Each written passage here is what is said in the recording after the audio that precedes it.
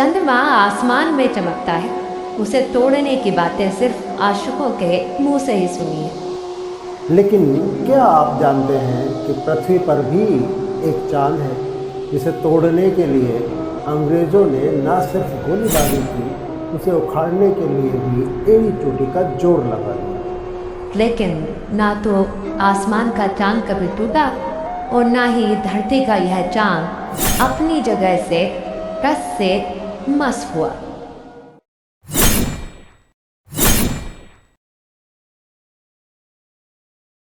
चलिए आपको कराते हैं धरती के इस चांद के दर्शन। उत्तराखंड के देहरादून जनपद के रानी पोखरी क्षेत्र के तहत भोगपुर के पास बागी पंचायत में आता है चांद पत्थर। कच्चे पक्के रास्ते से होते हुए चांद पत्थर तक पहुंचा जा सकता है।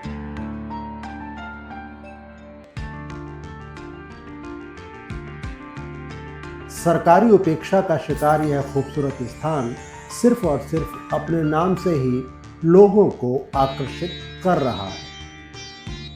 नमस्कार, मेरा नाम है तेजपाल नेगी और आप देख रहे हैं SJ TV। दोस्तों, आज हम आपको लेके आए हैं एक ऐसी जगह पे जो कि अंग्रेज़ों के शासन की एक निशानी भी है और हमारी पुरानी दंत कथाओं से जुड़ी हुई उसके साथ एक कहानी भी जुड़ी है। इस जगह का नाम है चांद पत्थर, जो देहरादून ज़िले के रानी पोखरी क्षेत्र से तकरीबन 3 या 4 किलोमीटर के फासले पे आती है और भोगपुर इलाके में ये जगह पड़ती है। पहले हम आपको दिखा रहे हैं यहाँ का एक शानदार नज़ारा। आसपास के जो पहाड़ हैं उन पहाड़ों से छोटे से पानी की नाला यहाँ पे आता है और सिंचाई विभाग ने इस स्थान पे इससे चंद कदम आगे अपना एक उठाऊ योजना तैयार की है। उससे पहले, ठीक पहले एक छोटी सी पुलिया पड़ती है। मैं एकांश बिष्ट हमारे साथ में जो कैमरा संभाल रहे हैं उनसे कहूँगा कि ये पुलिया ज़रूर दिखाएं। ये इस पुलिया के ठीक नीचे एक पत्थर है और जो आज भी रहस्य बना हुआ है यहाँ के लोगों के लिए। और धीरे धीरे करके जब इस बात का प्रचार हुआ, इस पत्थर की कहानी का प्रचार हुआ, तो यहाँ पर लोग इसे देखने आते हैं। क्या है ये पत्थर, क्या है इसकी कहानी, कुछ समझते हैं जाके ठीक उस पत्थर के पास में।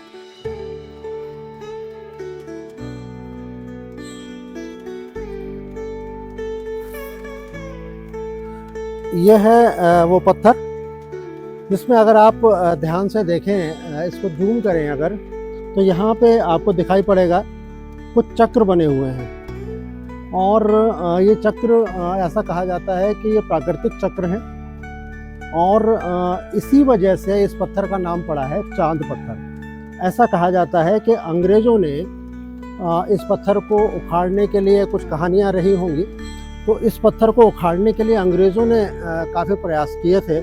और आप ये देख रहे होंगे 1, 2, 3 और 4 निशान तो एक सीध में हैं। इन 4 निशानों को ऐसा कहा जाता है कि अंग्रेज़ों ने इस पे गोलियां चलवा के इस पत्थर को तोड़ने का प्रयास किया था। पहले इस पत्थर को उखाड़ने की कोशिश की गई, लेकिन जब ये नहीं उखड़ा, इसकी जड़ें बहुत गहरी हैं, बहुत गहराई में ये जितना दिख रहा है ऊपर, इससे कहीं ज़्यादा नीचे ऐसा बताया जाता है। ये निशान है वो जिनसे इनको तोड़ने की कोशिश की गई। संभवतः ये भी रहा हो कि विस्फोटक लगा के इसको तोड़ने की कोशिश की गई हो, या फिर गोली से लगता नहीं कि गोली मार के पत्थर टूटेगा, इतना बड़ा पत्थर, तो इसको तोड़ने का प्रयास किया गया था। वो निशान यहाँ पे आज भी दिखते हैं। ऐसे ही निशान आपको उस साइड में भी दिखेंगे और इस पत्थर में और जगहों पे भी ऐसे निशान हैं, लेकिन ये पत्थर ना टूटा ना अपनी जगह से हिला। बहुत कोशिशों के बाद भी चांद का जो निशान, जो पूर्ण चंद्रमा जिसे आप कहते हैं कि पूर्णमासी का चंद्रमा है, वो पूरा दिखाई पड़ता है। लेकिन ये चक्र कैसे बने, ये कहाँ से, इसकी क्या कहानी है, ऐसा कुछ नहीं पता।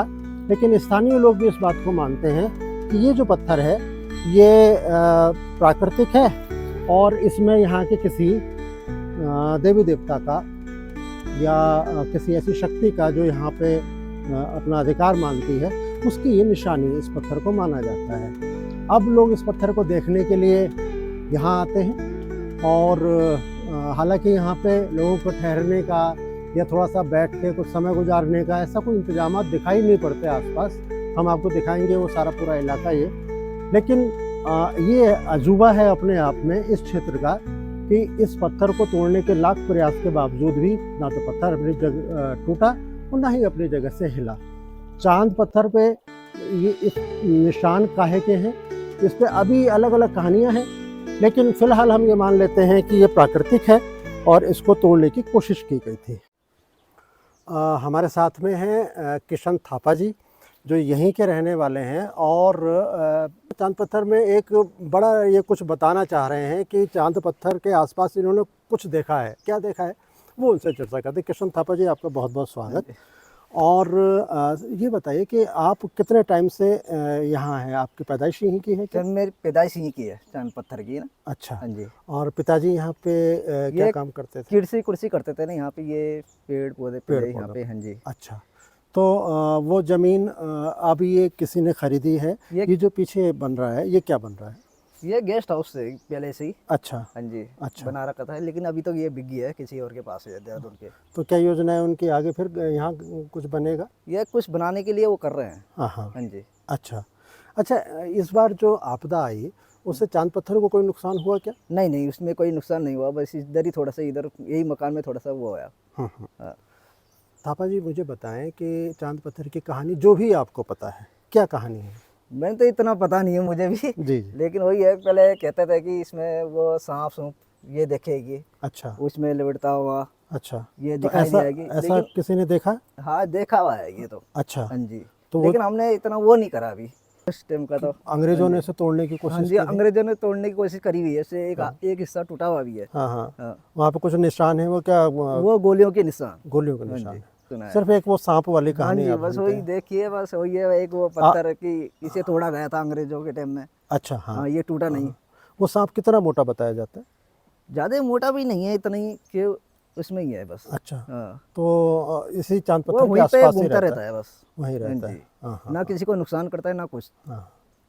कहने के लिए यहाँ पे और भी पत्थर हैं और इससे बड़े आकार के पत्थर भी आपको दिखाई पड़ेंगे आसपास, जो ये हो सकता है कि जब नाला यहाँ पे भर के आता है बरसात के समय में, तो पत्थर पहाड़ों से टूट के यहाँ पे आते हैं। लेकिन इन पत्थरों में कहीं किसी प्रकार की दूसरी कोई छवि या दूसरा कोई निशान दिखाई नहीं पड़ता। आप देखेंगे सफ़ेद लाइनें इस पत्थर में पड़ी हैं, सिंपल या हमेशा पत्थरों में होती हैं, अधिकांश पत्थरों में दिखाई पड़ जाती हैं। दूसरे पत्थर में कुछ और डिज़ाइन बना है। लेकिन ये जो चांद पत्थर जिसको कहा जाता है, देखिएगा आप आकार की तुलना करें तो ये बड़ा पत्थर जो इसके ठीक पीछे है चांद पत्थर के, वो कहीं ज़्यादा बड़ा है। लेकिन असल जो कहानी है वो इस चांद पत्थर की है, जिसमें चंद्रमा का, पूर्ण चंद्रमा का एक आकार दिखाई पड़ता है। और अगर हम बात करें कि आज से लगभग 25 या 30 साल पहले जब हम बहुत छोटे थे और यहाँ आते थे, तब भी ये इसी तरह का लालिमा लिए हुए चंद्रमा का आकार दिखाई पड़ता था। और आज भी जब मैं कई साल बाद यहाँ पहुँचा हूँ तो आज भी ये ठीक वैसा ही दिखाई पड़ रहा है जैसे पहले दिखाई पड़ता था। छोटी छोटी मछलियाँ इस पानी में दिखाई पड़ती थी, शायद हम कोशिश करेंगे कि अभी दिखाई पड़ें और हम आपको दिखाएं। बरसात के समय में यहाँ पे चूँकि नालों से बाढ़ आती है और पीछे जब हम आ रहे थे तो रास्ते टूटे हुए हैं। इस बार बरसात में पहाड़ का मलबा जब नीचे आया तो इसके रास्ते को नुकसान पहुँचा है। और कभी सिर्फ नहर के रास्ते यहाँ आना पड़ता था, अब थोड़ा रास्ता खुला हो गया है। ये कुछ अंतर आया है। बाकी चांद पत्थर जैसा था वैसा है और हम ये मानते हैं कि वैसा ही रहेगा भी। तो अब हम आ गए हैं चांद पत्थर के ठीक ऊपर, जिस पुलिया का हम जिक्र कर रहे थे जिसके नीचे चांद पत्थर है, उसके ठीक ऊपर यहाँ सिंचाई विभाग ने एक छोटा सा झाल नुमा ये पानी का एकत्र करने के लिए बनाया है। और इसके साथ में नीचे उतरने के लिए कुछ सीढ़ियाँ बनाई हैं। अभी तो पानी कम है, लेकिन जब पानी ज़्यादा होगा उस वक्त यहाँ पे ये पूरा भर जाएगा और तब शायद यहाँ पे कुछ मछलियाँ आपको दिखाई पड़े। फिलहाल तो मछलियाँ दिखाई नहीं पड़ रही हैं, पर एक खूबसूरत नज़ारा मैं एकांत से कहूँगा कि ज़रा कैमरा आसपास घुमाएं वो चारों तरफ से पहाड़ियों से घिरा हुआ ये इलाका।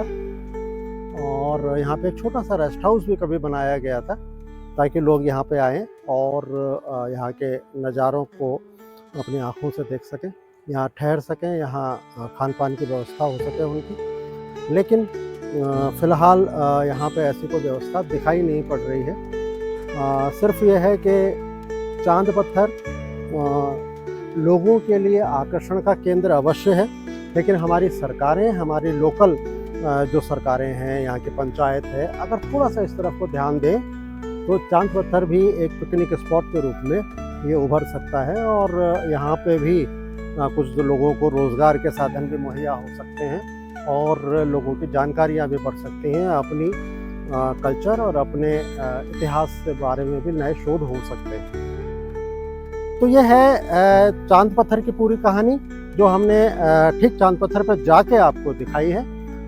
ये कोई चांद से आया हुआ पत्थर नहीं है, लेकिन प्राकृतिक रूप से इसके एक जो आकार इसमें लाल रंग के लाइनों का दिख रहा है वो कहीं पूर्ण चांद की शक्ल का है। आपको इस कहानी के बारे में कुछ और जानकारी चाहिए या फिर आपके पास कोई जानकारी है तो आप हमें कमेंट बॉक्स में जाके आप अपनी बात कह सकते हैं। फ़िलहाल मैं तेजपाल नेगी, कैमरे के पीछे मेरे साथ एकांश बिष्ट लेते हैं आपसे विदा। फिर मिलते हैं ऐसे किसी नए स्पॉट पे, तब तक के लिए नमस्कार।